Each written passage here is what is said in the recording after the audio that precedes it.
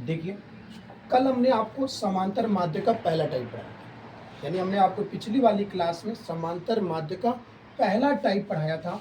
आज हम लोग समांतर माध्य का दूसरा टाइप पढ़ेंगे।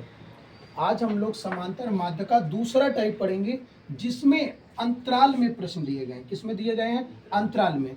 पिछले वाले प्रश्न में अंतराल नहीं था, इस वाले प्रश्न में क्या है? अंतराल है। यानी हमें दिनों की संख्या दिया गया है 0 से 6, 6 से 10, 10 से 14, 14 से 20, 20 से 28, 28 से 38, 38 से 40। देखिए, अंतराल भी दो टाइप में होते हैं।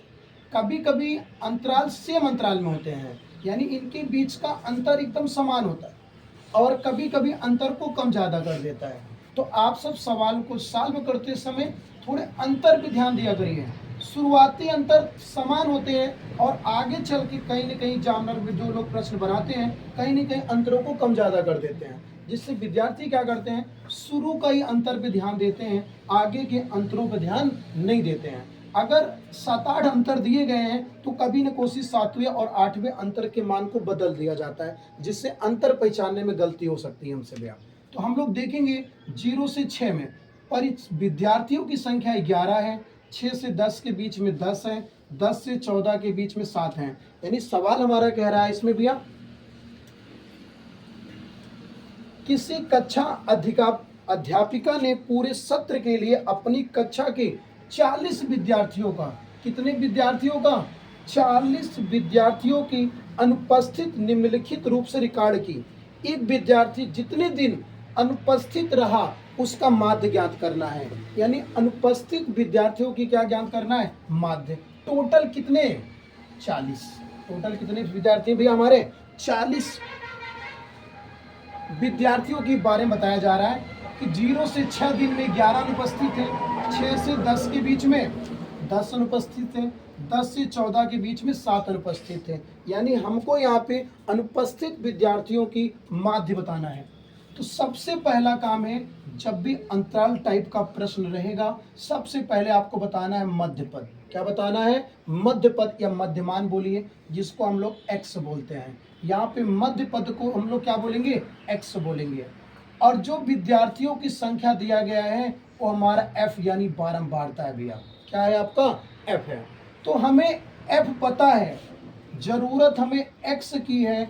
अगर जैसे ही हमें एक्स पता चलता है, हम तुरंत क्या निकाल लेंगे? एफ एक्स निकाल लेंगे। क्या निकाल लेंगे? F x. सबसे पहला काम है एक्स को निकालना। सबसे पहला काम है आपको एक्स को निकालना। तो देखिए भैया, हम यहाँ पे एक्स का मान कैसे निकालेंगे? तो दिनों की संख्या, आप अंतराल पे आइए, दोनों मानों को जोड़कर उनका आधा कर दीजिए। दोनों मानों को जोड़ के उनका आधा कर दीजिए। 6 में 0 जोड़ेंगे 6, 6 का आधा आएगा 3। 10 6 16, 16 का आधा 8 होता है भैया। 14 10 24 होता है, 24 का आधा 12 होता है। 20 14 34 होता है, 34 का आधा 17 होता है। 28 और 20 जोड़ेंगे 48, 48 का आधा 24 होता है।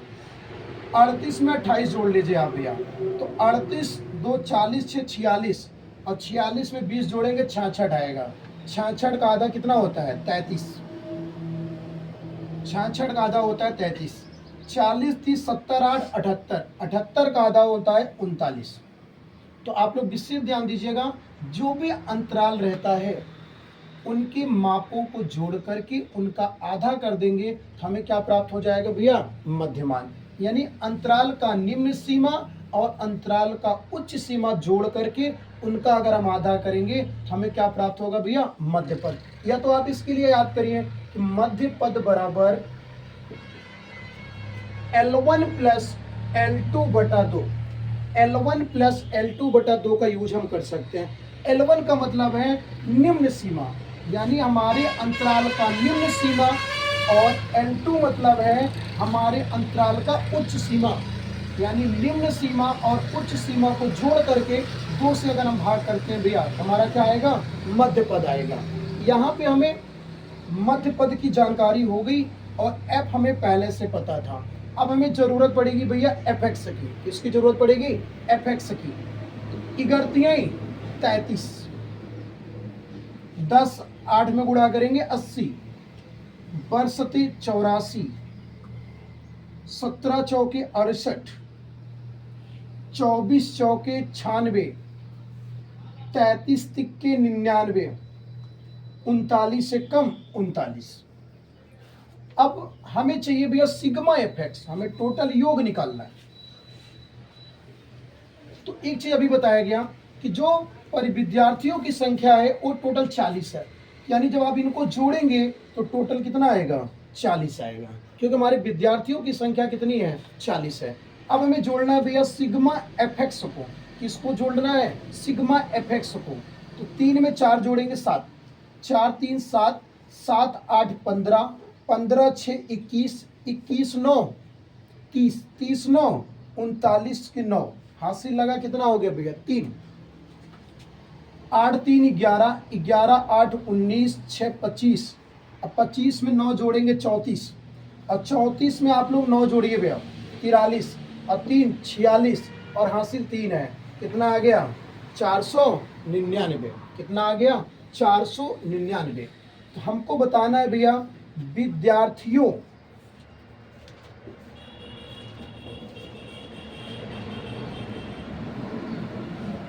विद्यार्थियों की माध्य, यानी हमको बताना है अनुपस्थित विद्यार्थियों की माध्य कितनी है। फार्मूला होता है सिग्मा एफ एक्स बटे सिग्मा एफ, विद्यार्थियों की माध्य बराबर सिग्मा एफ एक्स है 499 बटे कितना भैया 40। आपको 40 से भाग करना है 499 में, तो देखिए हम बगल में भाग कर रहे हैं भैया, 40 का भाग करना है 499 में, तो 40 से 2 बार करेंगे तो ज़्यादा हो जाएगा भैया, 40 एक कम 40, 9 में से 0 घटाएंगे 9, 4 से 4 घट जाएगा।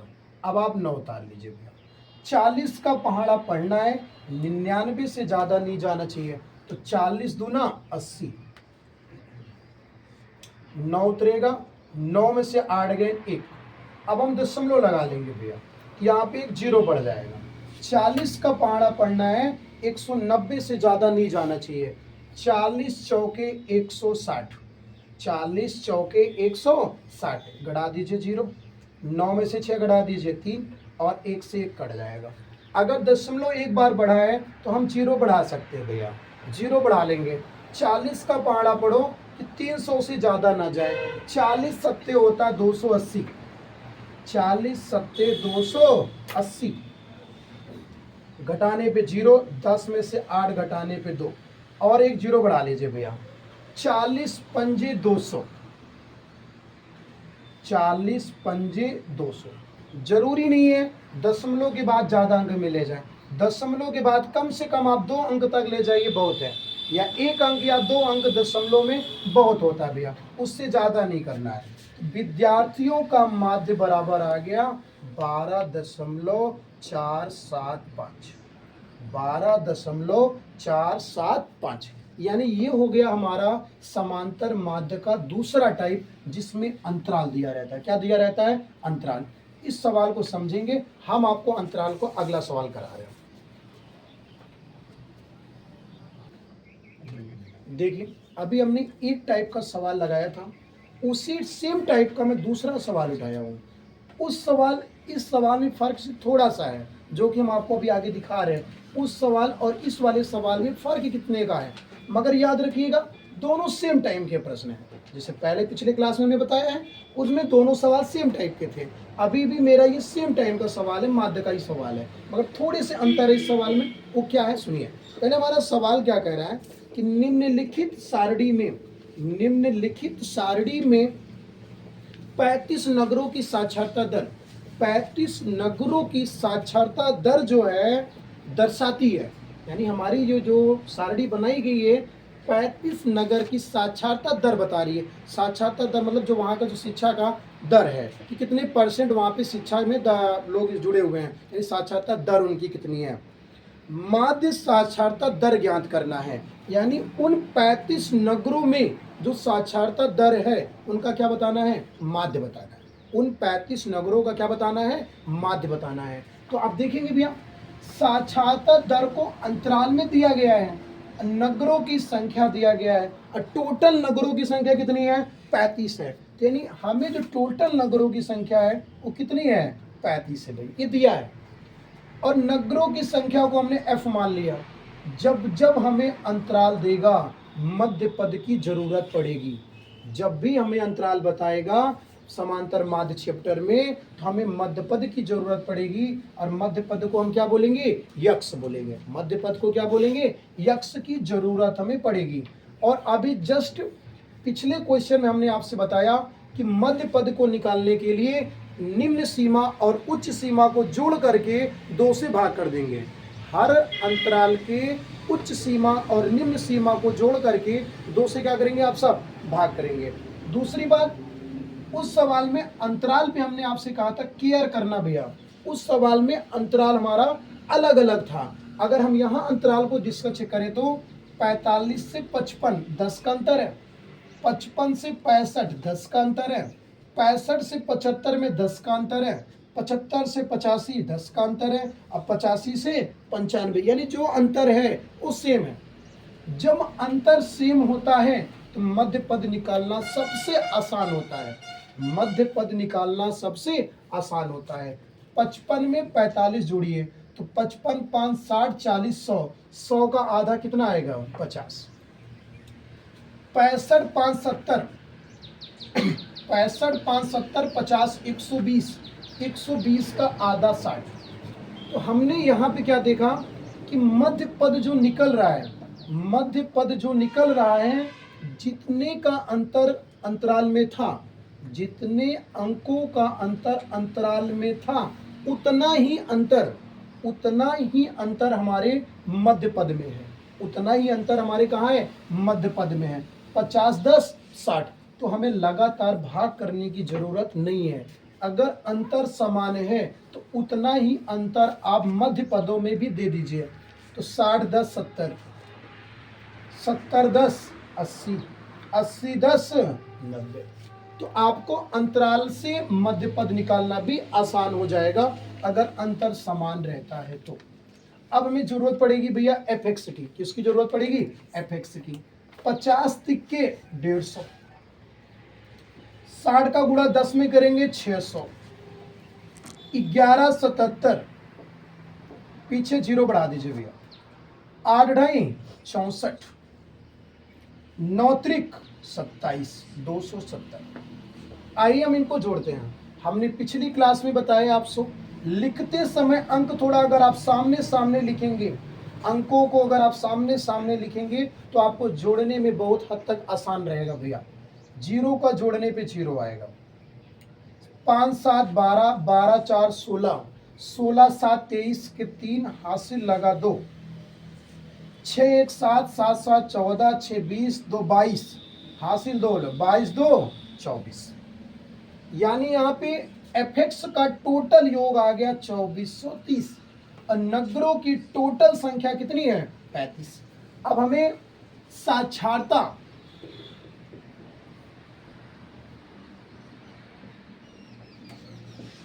दर का माध्य बताना है।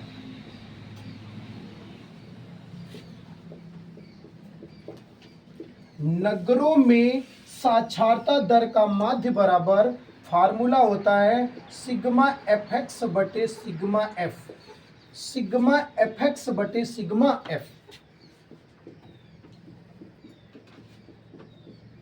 सिग्मा fx दिया भैया 2430, आपका बटे में है 35, आपको 35 से भाग करना है 2430 में। तो हमने एक चीज देखा यहाँ पे 2430 में लास्ट का अंक 0 है और 35 का लास्ट का अंक 5 है। तो इतना आपको पता है किसी भी संख्या के लास्ट में अगर 0 है और या 5 है, 0 हो या 5 हो तो 5 से कट जाता है। हम इसको थोड़ा छोटा कर लेते हैं भैया। 5 20, 4 बचेगा 43 हो जाएगा, 5 40, 3 बचेगा, 5 30, 5 सते 35। नगरों में साक्षरता दर का माध्य बराबर 486 बटे कितना है? 7। 486/7। अब हम लोग 7 से भाग करते हैं भैया। 7×7 = 49, ज्यादा हो जाएगा। 7×6 = 42, 7×6 = 42। 8 में से 2 घटा दो 6, 4 से 4 कट जाएगा, 6 उतारा गया भैया। 7×8 = 56, 7×9 = 63। तो 6 में से 3 घटा दोगे 3। अब हम दशमलव लगाएंगे तो 0 पड़ जाएगा भैया। 7×4 = 28, 2 बचेगा। 7×2 = 14, 6। अभी हमने आपसे कहा था दशमलव में 1 या 2 अंक तक ले जाना उचित है, कोई दिक्कत नहीं है भैया। तो नगरों में साक्षरता दर का माध्य बराबर आ गया 69.42, 69.42। तो एक चीज आपने देख लीजिए, हमने आपसे समांतर माध्य में 4 टाइप की चर्चा किया था, जिसमें से पहले टाइप का 2 सवाल हम आपको पीछे करा दिए हैं। अब 2 टाइप का ये अंतराल का सवाल हो गया। हमारे 2 टाइप के प्रश्न हो गए। अब समांतर माध्य में हमसे के का मान, पी का मान, कोई एक मान पूछता है। जब हमें माध्य बता देता है, हमको माध्य दे करके किसी एक अंक में मान पूछता है, वो हमारा तीसरा टाइप होता है, जो कि हम आपको अब अगला टाइप करा रहे हैं।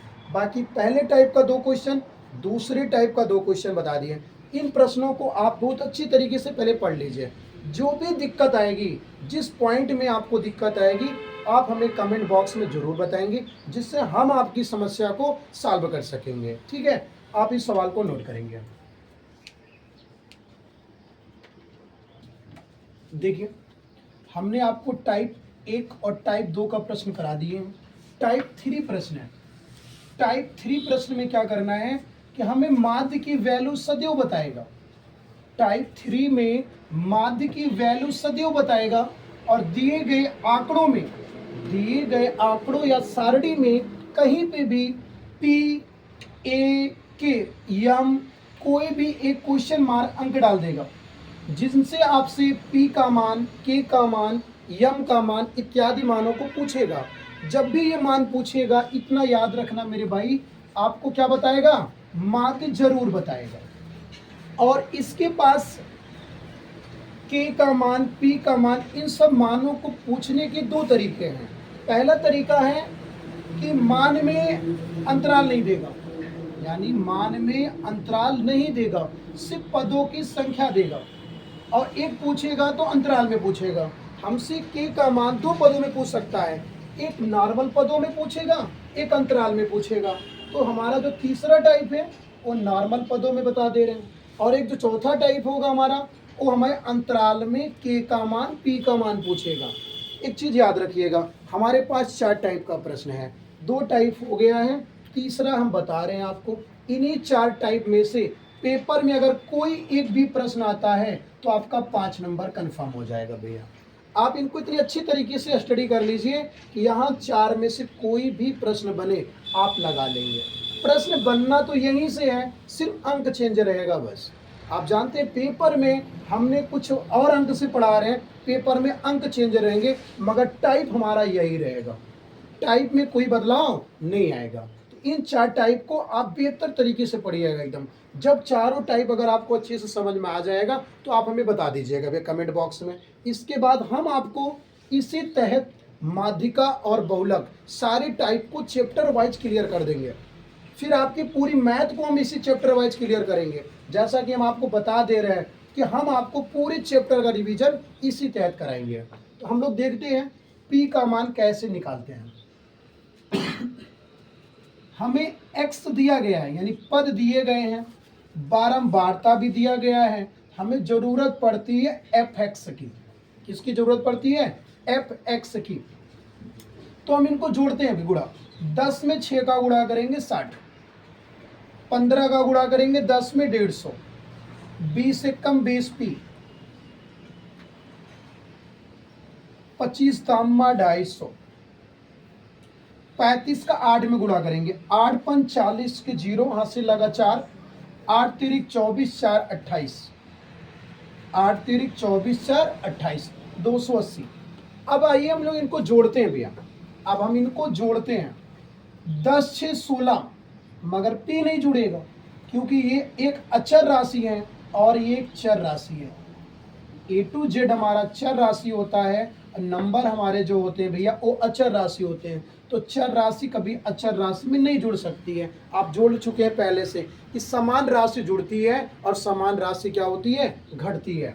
10 6 16, 16 10 26, 26 में 8 जोड़ दीजिए 34, प्लस आपका p है भैया, प्लस आपका क्या है, p है।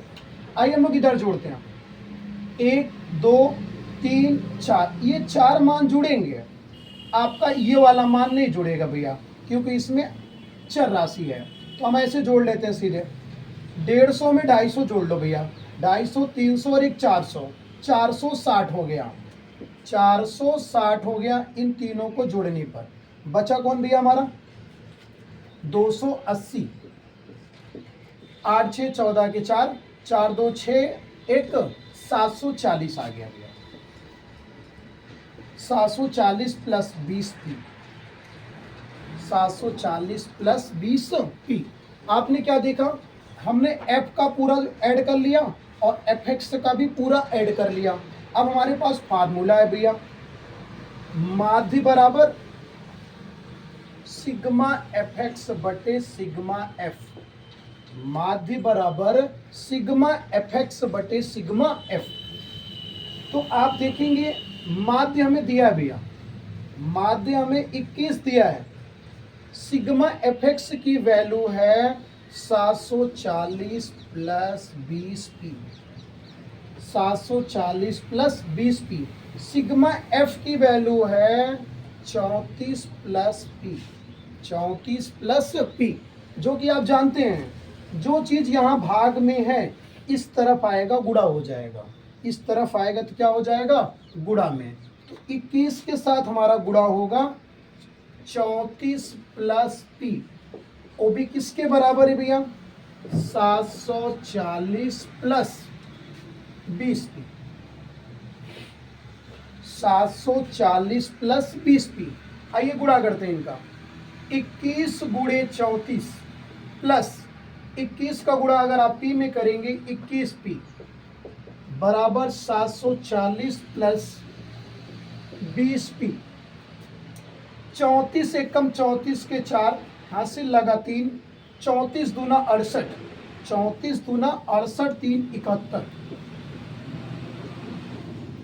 21p बराबर 740 प्लस 20p। अब आप जानते हैं भैया हम यहाँ पे पंचांतर करेंगे, चर राशि को एक तरफ और अचर राशि को एक तरफ। ये प्लस है, इधर आएगा तो माइनस, ये प्लस है इधर आएगा तो माइनस, और ये प्लस उधर जाएगा तो माइनस। 21 में से 20 घटा देंगे p, हासिल देंगे 10, 10 में से 4 घटाएंगे 6, यहाँ बचेगा 3, 3 में से 1 घटाएंगे 2, तो p बराबर कितना आ गया, 26। p बराबर कितना आ गया, 26। एक चीज याद रखिएगा भैया, तीसरे टाइप में सेम सवाल रहेगा, तीसरे टाइप में ऐसे ही सेम सवाल रहेगा, कहीं पे p रहेगा तो कहीं पे k रख दिया जाएगा। हो सकता है f वाले आवृत्ति में न रखकर x वाले आवृत्ति में f का मान, p का मान, m का मान रख करके आपसे पूछ सकता है। यानी हम इसे a p के कोई भी मान आपसे पूछेगा, मेथड आपको सेम लगाना है, मेथड आपको क्या करना है, ऐसी सेम लगाना है। और तीनों टाइप में आपने देखा, मैंने 3 टाइप आपको पढ़ाया है, तीनों टाइप में फार्मूला यही लग रहा है, चाहे माध्य बोलेगा, चाहे औसत बोलेगा और चाहे समांतर माध्य बोलेगा, तीनों में हम लोग यही फार्मूला यूज कर रहे हैं। ठीक है भैया, तो आप इनको नोट कर लीजिए। इसका हम आपको चौथा टाइप भी बता दे रहे हैं। इन 4 के बाहर आपके यूपी बोर्ड पैटर्न में समांतर माध्य से बाहर एक भी प्रश्न नहीं आएगा। हम सिर्फ 4 टाइप में पूरे समांतर माध्य में पेपर यहीं से बनेगा। अब आप इसको नोट कर लीजिए भैया।